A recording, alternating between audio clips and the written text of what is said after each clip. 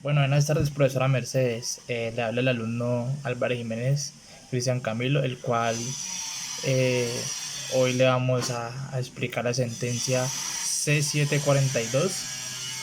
Entonces, mis compañeros son Nur del Rosario Mejía Martínez, Yasmín Vanessa Isaza Gómez y quien le habla, Cristian Camilo Álvarez Jiménez. Eh, Curso Constitucional General, el marco decisional, el número sentencia C742 de 26 de septiembre de 2012. Magistrado ponente, doctora María Victoria Calle Correa. Eh, Aclaran el voto, en este caso no hubo aclaración de voto.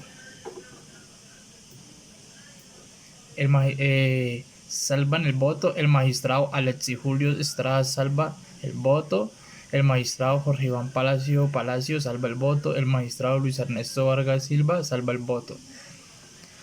La norma controlada. Por medio de acción de constitucionalidad se demandan los artículos 44 y 45 de la ley 1553 de 2011, por medio del cual se reforma el Código Penal, el Código de Procedimiento Penal, el Código de Infancia y Adolescencia y las reglas sobre extinción de dominio, y se dictan otras disposiciones en materia de seguridad. Artículo 44. La ley 599 de 2000 tendrá un artículo del siguiente tenor. Artículo 353A. Obstrucción a vías públicas que afecten el orden público. El que por medios ilícitos incite, dirija, constriña y proporcione los medios para obstaculizar de manera temporal o permanente, selectiva o general las vías o la salud pública, la seguridad alimentaria, el medio ambiente o el derecho al trabajo, incurrirá en prisión de 24 a 48 meses y multa de 13 a 75 salarios mínimos legales mensuales vigentes. Artículo 45. Modifíquese que el artículo 353 de la ley 599 de 2000, el cual quedará así: el que por cualquier medio ilícito imposibilite la circulación o dañe vehículo autorizado destinado a transporte público o vehículo oficial incurrirá en prisión de 4 a 8 años y multa de 13.033 a 75 salarios mínimos legales mensuales vigentes. Bueno, en la demanda el actor considera que los artículos 44 y 45 de la ley de 1553 están siendo vulnerados los artículos 20, que es la libertad de expresión, y el artículo 37, que es el derecho de la reunión de la Constitución Política, así como el artículo 15 de la Convención Americana sobre los Derechos Humanos. También considera que las normas demandadas cumplen la función de criminalizar el derecho a la protesta social y precisa que el ejercicio del derecho a la protesta social, en tanto pretende visibilizar ante la comunidad y las autoridades opiniones y puntos de vista divergentes, por lo que esto solo es posible si las manifestaciones públicas se realizan en los lugares donde puedan tener un impacto audiovisual. También supone que considera que el artículo 44 supone que la autoridad tiene la facultad discrecional para permitir o para impedir el ejercicio de un derecho fundamental, y que las normas demandadas no satisfacen el test escrito de proporcionalidad, puesto que si bien pueden tener una aspiración legítima desde el punto de vista constitucional, como lo es proteger al ciudadano de conductas consideradas peligrosas, finalmente el actor señala que la indeterminación de la expresión, medios ilícitos, así como de los distintos rectores del artículo 44, acusando de ilícitos, acusándolos de incite, dirija y constriña o proporcione los medios, permiten que la norma sea interpretada de manera respectiva, en prejuicio del derecho a la protesta social.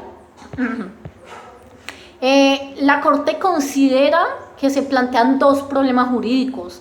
El primero es que le compete a la Corte Constitucional establecer si los derechos 44 y 45 de la ley de 1553, por medio del cual se reforma el Código Penal, violan el principio de la estricta legalidad penal, y determinar si ambos tipos penales criminalizan la libertad de expresión y la libertad de reunión.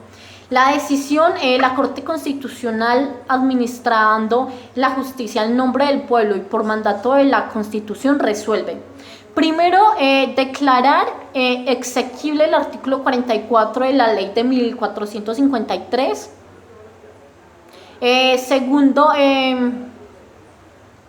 Segundo, declarar exequible la expresión imposibilite la circulación del artículo 45 de la ley de 1453 de 2011 y listo. Problema jurídico que realmente resuelve la Corte.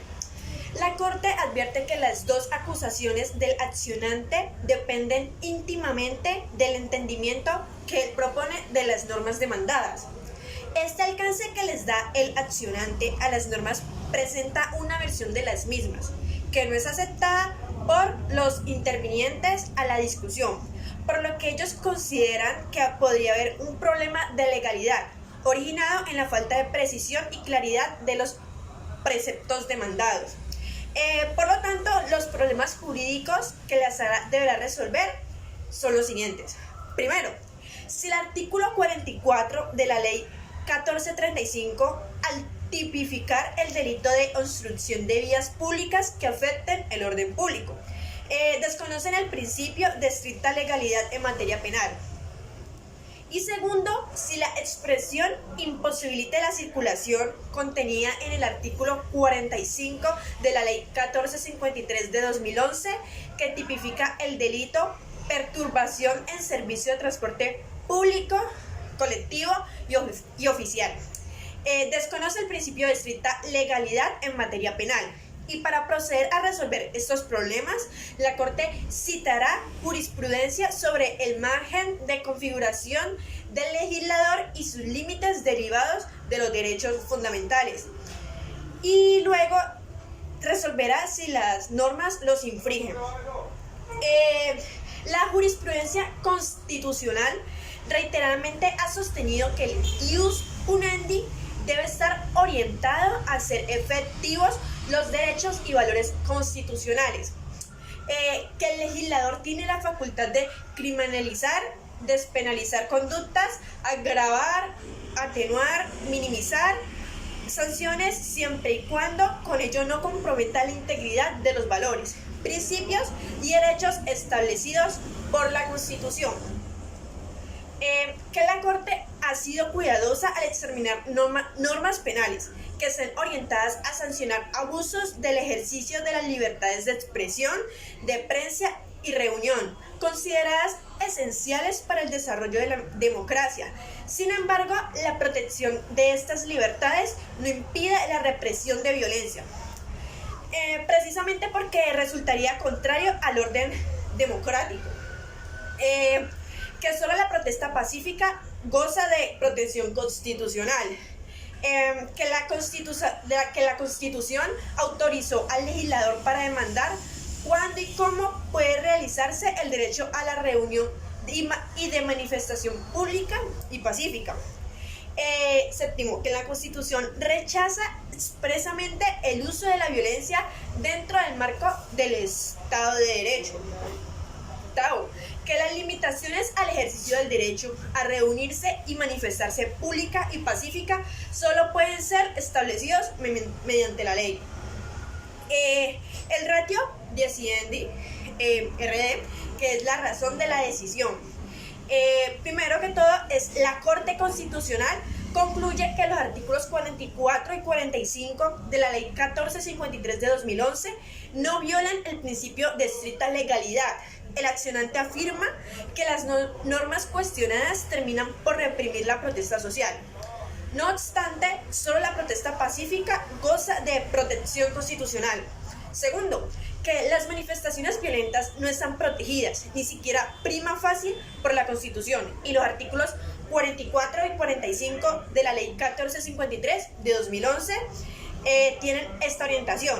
Así, el artículo 44 excluye la tipicidad de las movilizaciones realizadas con previo aviso en el marco del orden constitucional vigente. Tercero, el artículo 45 dice que es típico de perturbación en el servicio de transporte público, colectivo y oficial el comportamiento de quien por cualquier medio ilícito imposibilite la circulación. Quinto, recurrir a medios ilícitos que conllevan la violencia. Sustrae en principio los comportamientos resultantes del ámbito de protección del derecho a la manifestación. Sexto, así es una interpretación razonable de las normas demandadas, ajustada a su texto y contexto, en el cual están insertas, lleva a un reconocer en un sentido preciso, distinto del que las atribuyó y el ciudadano en su acción pública. Bueno, comentario. Consideramos que en la ratio diciendi la Corte hizo una importante pronunciación sobre el tema, en especial de las funciones del legislador con respecto a la configuración normativa, debido a que éste tiene la potestad de regular las etapas propias del procedimiento penal, por lo que es importante hacer referencia sobre la jerarquía de la Constitución Nacional, donde, si bien sabemos, el legislador no se ha apartado de la Carta Política, agotándose a proteger el derecho a la protesta, pero regular las conductas que se desprenden del abuso del mismo, por lo que establece la jurisprudencia que este no ha sido una norma violatoria a ella. Por el contrario, tiene como fin hacer procedente la característica más significativa sobre ser un Estado social de derecho, y es el de la democracia, ya que la obstrucción a las vías por motivo de protesta puede tener una serie de consecuencias desfavorables y además del abuso en el ejercicio de este derecho. Por lo tanto, la Constitución Nacional, si bien tiene una serie de parámetros que configuran distintas maneras de expresar nuestra opinión, como el estatuto de la oposición, revocatoria de mandato, el principio de la soberanía popular, acciones de cumplimiento y acciones populares, entre otras, que tiene como fin evitar la violencia como medio de protestar, y nos pareció importante que la Corte hiciera mención sobre esos mecanismos debido a que está actuando netamente dentro del margen democrático que rige nuestro país, y además garantizar nuestros derechos, que si bien pueden resultarse vulnerados parcial, imparcial, directa o indirectamente como consecuencia de las formas violentas de ejercer el derecho a la protesta. Muchas gracias, profesora.